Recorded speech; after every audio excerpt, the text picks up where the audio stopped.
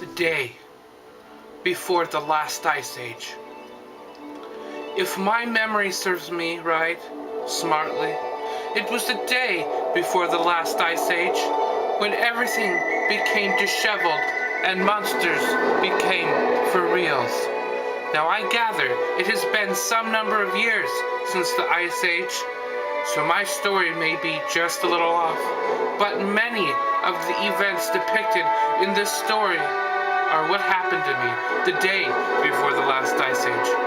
Now back then, day wasn't a word, and if it was, it would have meant 30 days.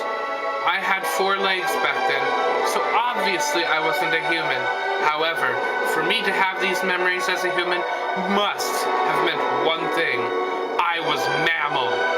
I am pretty sure I was part woolly mammoth and part dinosaur, with wings, of course. I am not sure which dinosaur I was, because let's be honest, there are so many cool ones to choose from. And that is the least important part of the story. It was the day before the last ice age, when the cold, icy days became colder, icier days. Birds started freezing to death in mid-air. I stayed alive because it was easier for me to feed with all this death going on. With my wooliness, I was able to preserve myself for a while.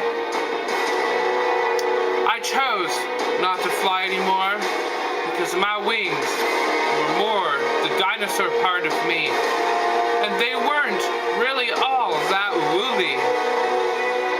If I had wool socks back then, well, maybe I could have used those to keep my dino wings warm so I could fly in the -degree weather.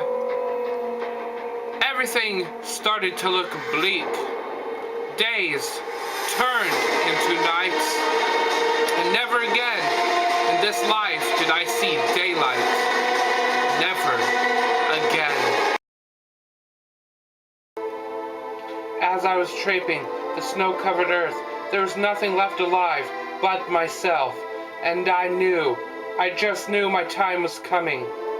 And I felt something on the ground. It was a pair of modern-day night fishing goggles made just for woolly mammoth / dinosaur mixed mammals.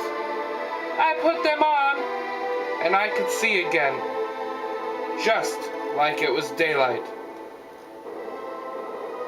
Forgetting that it was bitter cold outside, and it was just the day before the last ice age, I spread apart my wings and flew like an eagle.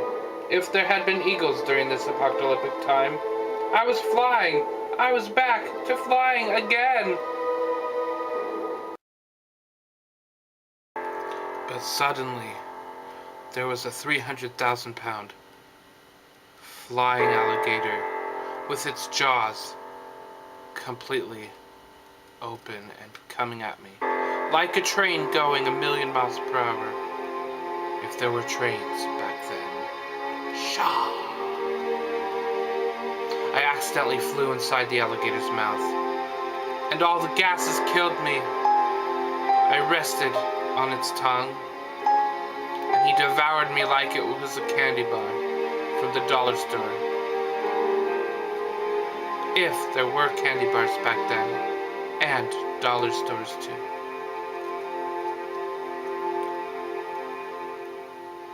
My very last thought after I died was, it sucks to be that alligator heading into the ice age that I don't know about yet, and only knew because of the author of this untold story, which has finally been told.